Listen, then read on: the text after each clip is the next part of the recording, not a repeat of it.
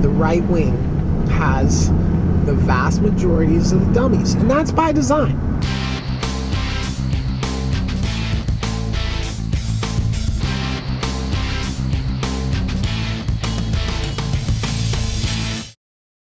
So yesterday I had all this running around to do to get the Quattro into the lead editing machine, and it was smoky, and my truck's air conditioner was not working at all, barely blowing. Like, put my face up to the steering wheel driving, trying to up to the vent, trying to breathe. Smoke was just horrible.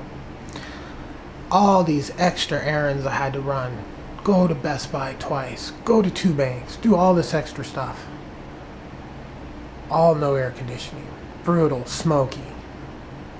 On the way home from the final trip, I go through a pothole and the truck's AC starts blowing full blast. Yeah, couldn't blow full blast all day, no. For the last 2 minutes of the driving, it was just fine. So my car was freaking out and I was not able to get it into a service station. The mechanic was on vacation. I needed a truck. I didn't really have time to mess around with the whole financing process, so I just went and bought a truck on a credit card. And this was like 6 weeks ago, and I figured, when I have some time, I'll just go put it on a regular loan. Well, it just doesn't work like that. It's a whole thing that you have to be going through like something other than your own personal credit card to get a purchase of a vehicle through credit situation. So I have to get now a different truck and sell this truck, and that's what I'm dealing with today. I'm waiting for the ceiling guy. So that's going to be a fun trip out to Hillsboro to get a different truck. I'm going to get a higher quality truck so I can use it for everything, where right now I got my car that I'm still trying to use for like hauling models around. You know, like the truck's kind of a rough like work truck. So I'm going to get something a little more nice truck so I can just put my car in storage and not use it at all, just use the truck for a while. And so that's the plan. And the truck I'm looking at is V10 Ford F-250 four-door. Nice truck, nice leather, this type of thing. A truck I don't feel bad putting a model in. You know, putting her in this truck like I'm driving now, it's like, eesh, sorry. So, anyway. The kitten is being a nightmare. Zuzi is just messing with the chute so much. I gotta put her in the box. Put her in the box every she goes down. I put her in the box for a few minutes. She comes back down. I put her back in the box. Well, this last time, Chris brought her up and handed her to me. I bumped the fan. She tore my hand apart because the fan fell over. Freaked out. I'm gonna go get her a kennel. She's gonna sit in the box during shoots. There's nothing I can do about it. She just don't want to pay attention, and I don't want to fight with her. She's fine all the other times, except at shoots. She wants to play, and they're down there playing with her. Just shoo her away. But no, they play with her, so she goes down there to play, and now it's a whole issue. So now I gotta go to the pet store.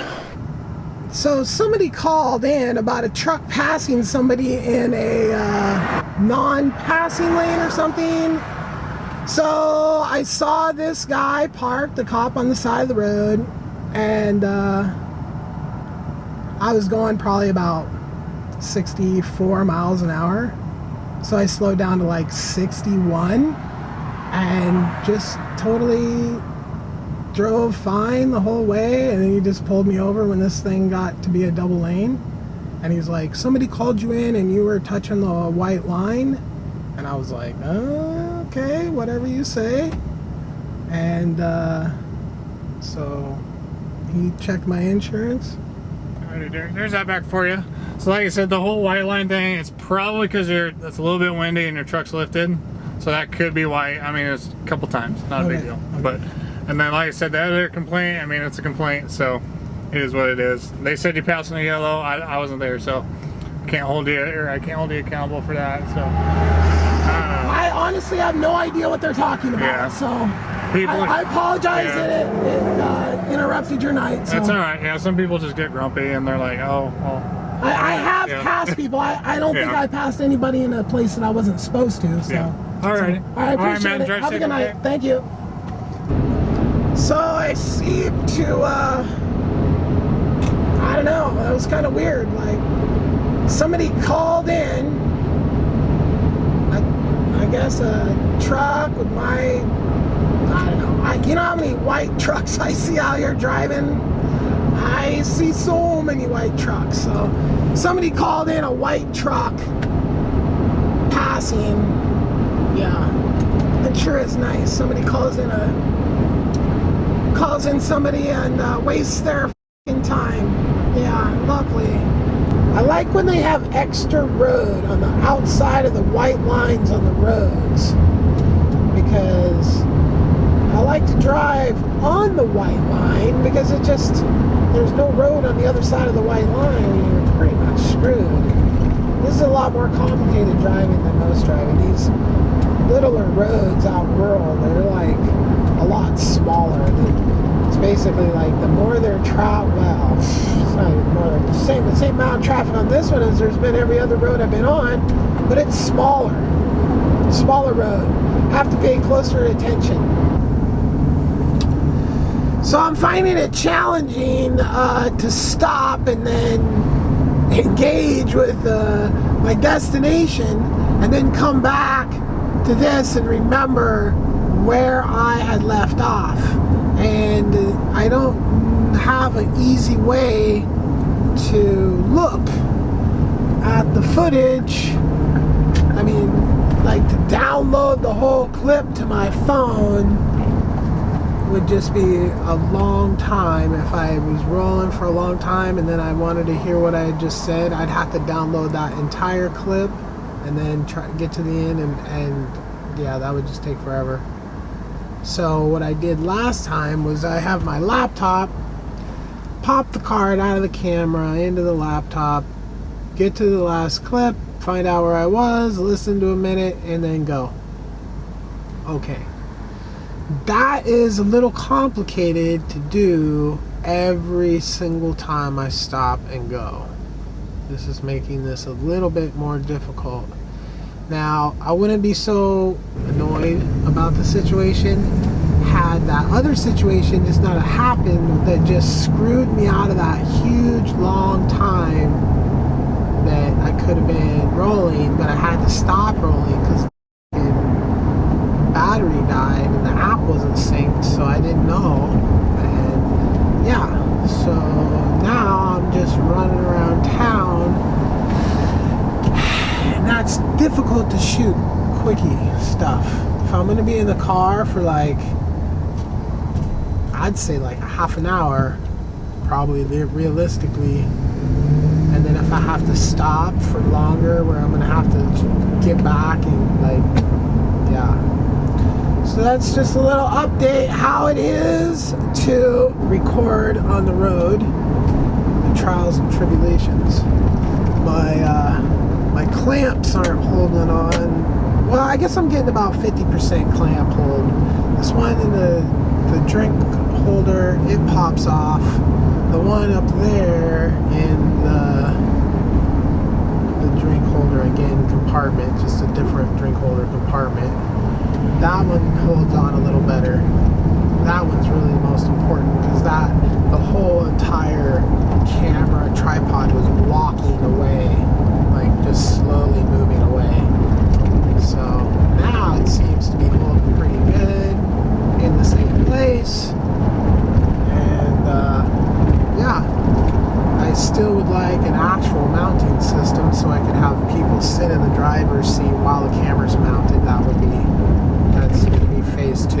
In my opinion, ADHD and HD, all that stuff, attention issues, are created by the public school system and private school system. I'm assuming in some cases. I don't have any experience with the private school system, so I can't say for sure, but they're similar, so I have to believe. So when you have a class, the bigger the class, the more ADHD you're gonna get, because the smartest kids in that class understand what the teacher said, maybe in some cases even before the teacher has said it.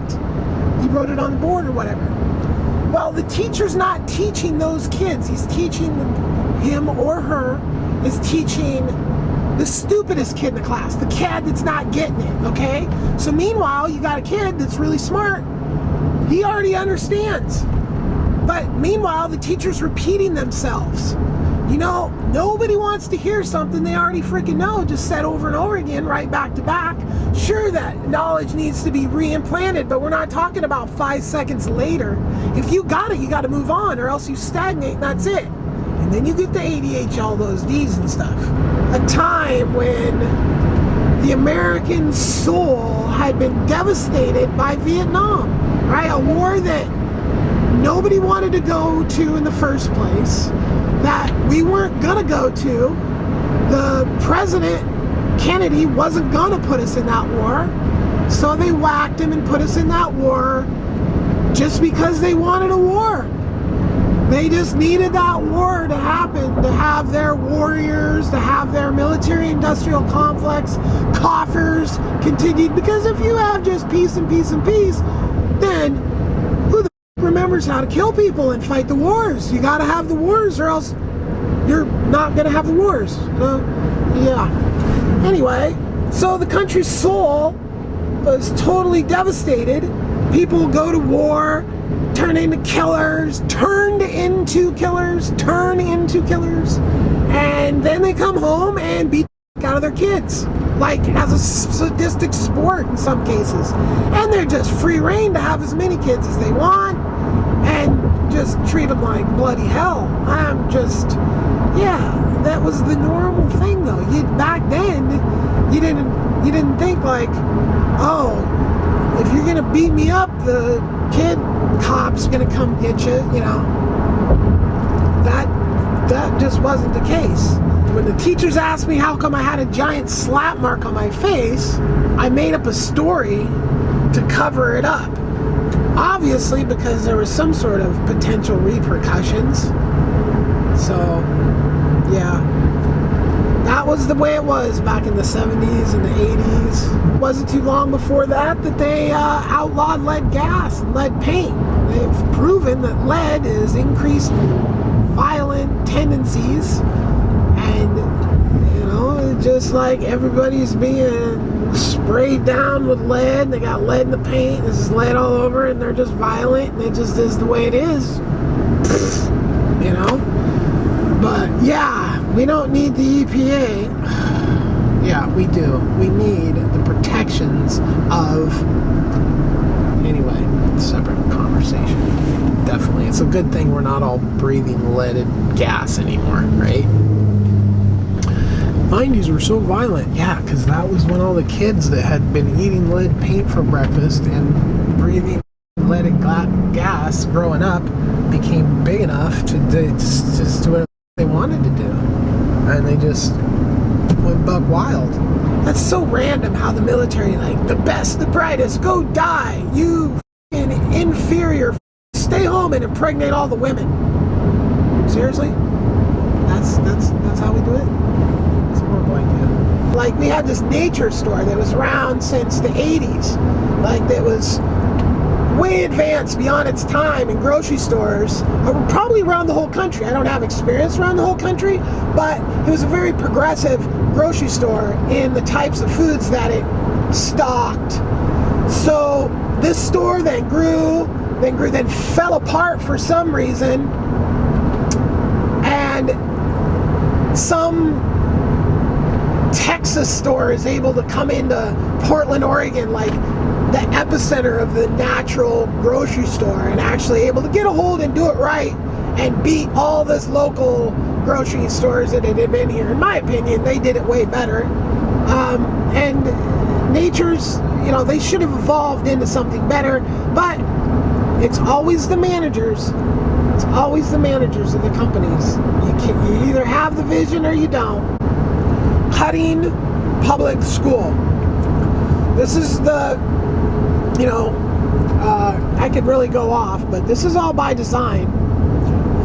And Reagan was really the first one that got in there that was a solid puppet of the Coosters. The Coosters in '63.